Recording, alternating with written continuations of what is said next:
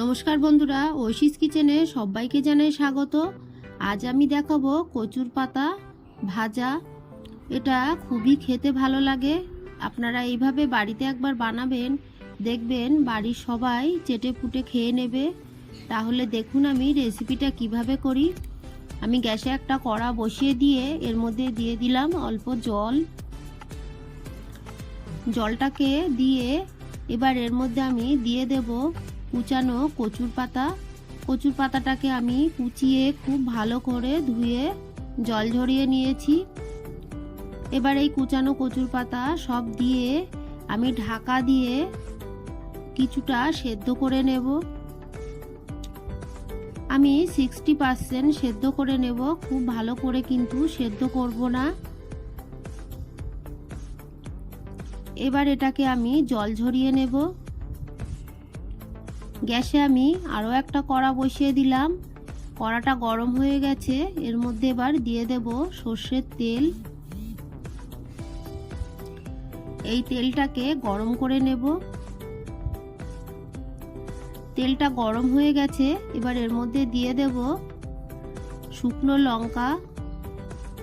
আমি 3টে শুকনো লঙ্কা 2 ফালি করে এর মধ্যে দিয়ে দিলাম।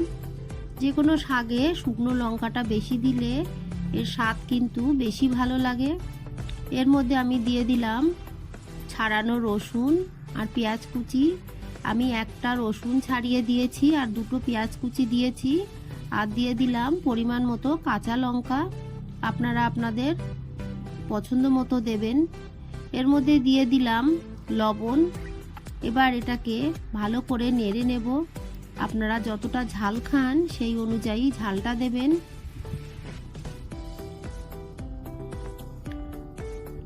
কিছুক্ষণ এইভাবে নেড়ে নিয়ে আমি এক সাইড করে নিয়েছি দেখুন। এবার এর মধ্যে আমি দিয়ে দেব চিংড়ি মাছ। আপনারা চাইলে প্রথমেই চিংড়ি মাছটা ভেজে তুলে নিয়ে তারপর একইভাবে রান্নাটা করবেন।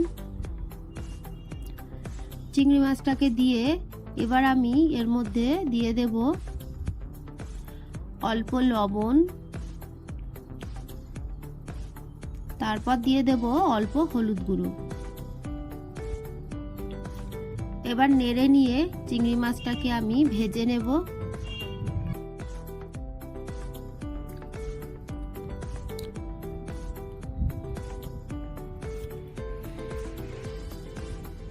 এইভাবে আপনারা বাড়িতে বানাবেন, দেখবেন কতটা ভালো লাগে।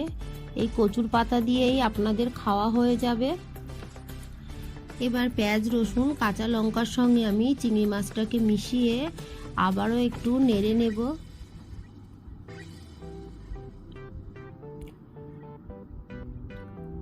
ভালো করে নেড়ে আমি ভেজে নিয়েছি। এবার এর মধ্যে সিদ্ধ করে জল ঝরিয়ে নেওয়া কচুর পাতা আমি দিয়ে দেব। আপনারা চাইলে কুচানো কচুর পাতা দিয়ে এইভাবে করতে পারবেন, তবে যাদের একটু গলা ধরে তারা একটু কচুর পাতাটাকে ভাপিয়ে নিলে গলাটা ধরে না। এবার ভালো করে নেড়ে নিয়ে কচুর পাতার যে জল আছে এই জলটাকে ভালো করে শুকিয়ে নিতে হবে। এই রেসিপিটায় খুব বেশি মশলা লাগে না, এই অল্প মশলায় এর স্বাদ হয় অসাধারণ। দেখুন আমি ভালো করে নেড়ে নিচ্ছি। রেসিপিটা ভালো লাগলে চ্যানেলটি সাবস্ক্রাইব করার অনুরোধ থাকলো, আর পাশে থাকা বেল আইকনটি ক্লিক করে দেবেন, তাহলে আমার নতুন নতুন ভিডিওর নোটিফিকেশান আপনাদের কাছে পৌঁছে যাবে। আমি সামান্য হলুদ দিয়ে ভালো করে নেড়ে চেড়ে কচুর পাতার সমস্ত জল আমি শুকিয়ে নিলাম। আপনারা কিন্তু গ্যাসের ফ্লেম লোতে রেখে করবেন। এবার আমি নামিয়ে নেব। এইভাবে আপনারা বাড়িতে বানাবেন, দেখবেন কতটা ভালো লাগে। রেসিপিটা ভালো লাগলে চ্যানেলটি সাবস্ক্রাইব করার অনুরোধ থাকলো, একটা লাইক করতে ভুলবেন না।